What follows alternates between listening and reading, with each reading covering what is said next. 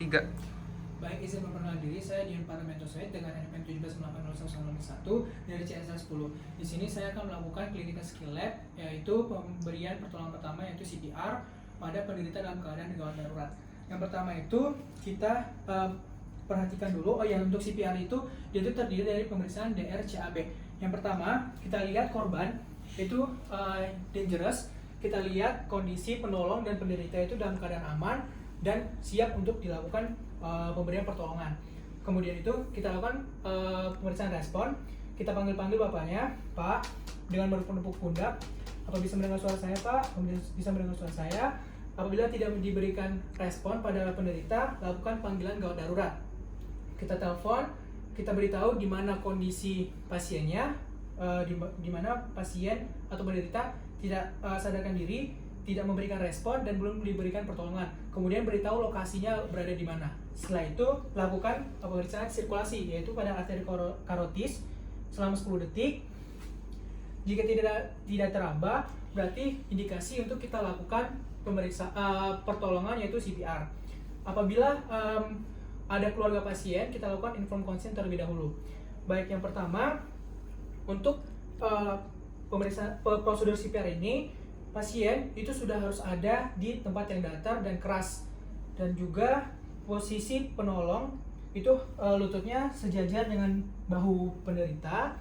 Kemudian tangan itu berada di daerah setengah bagian bawah sternum.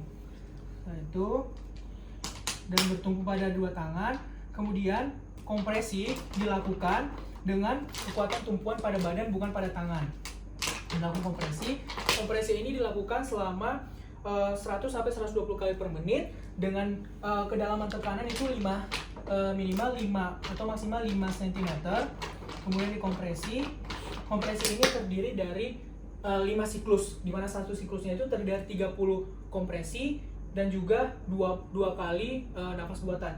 Pada saat sudah selesai dilakukan 30 kompresi, kita cek untuk airways-nya.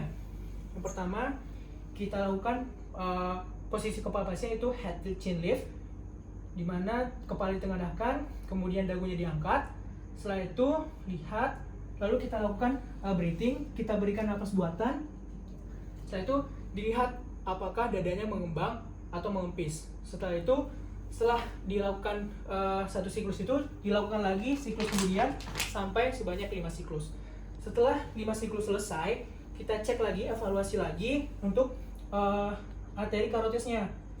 Nah, apabila sudah teraba, kemudian nafasnya juga sudah kembali spontan dan normal, kita lakukan posisi pasien itu dengan posisi mantap, di mana tangan yang di dekat penolong itu digerakkan tegak lurus, kemudian tangan yang sebelahnya itu menyilang dada, kemudian menempel pada pipi. Kemudian kaki yang berjauhan itu kita angkat, kita tekuk, kemudian kita tarik ke arah penolong dengan membentuk sudut sehingga posisi pasien miring, tidak tengkurap. Baik, setelah itu pertahankan posisi pasien sampai penolong gawat darurat tiba. Kemudian sekian untuk prosedur pemberian CPR.